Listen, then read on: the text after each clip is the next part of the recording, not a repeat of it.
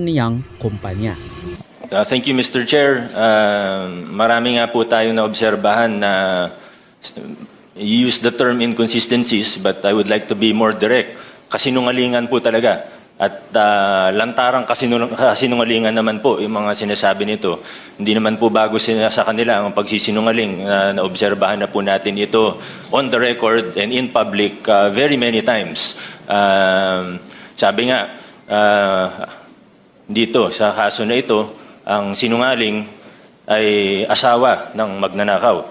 Kaya ito po talaga yung nakikita natin. No, kahit kumanta pa sila ng mga pangalan ng mga kongresista na, by the way, wala raw senador.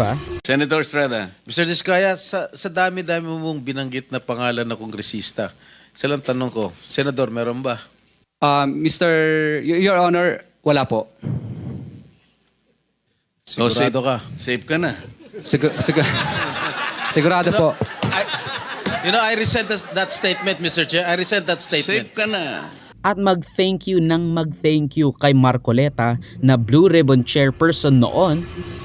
Magandang umaga po sa mga kagalang-galang na senators at miyembro ng Blue Ribbon Committee, lalong-lalo na kay Senator Rodante Marcoleta, Chairman ng Blue Ribbon Committee. Magandang umaga po, Mr. Chair at kagalang-galang na senators at miyembro ng Blue Ribbon Committee, lalong-lalo po kay Senator Rodante Marcoleta.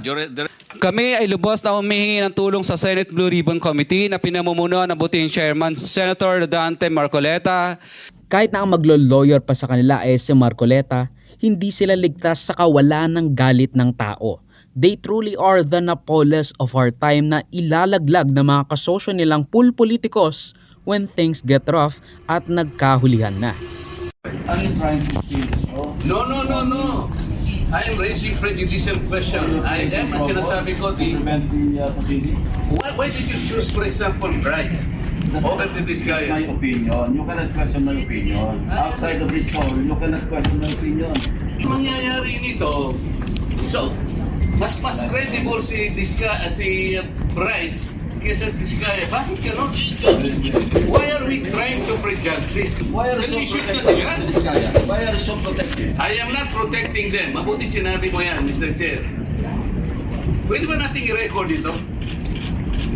Palagi niyong sinasabi, I am protecting of the Diskaya. When I was chairman of this committee, sinabi ko na sa inyo, the only remedy provided under the law is for them to apply, if they qualify under the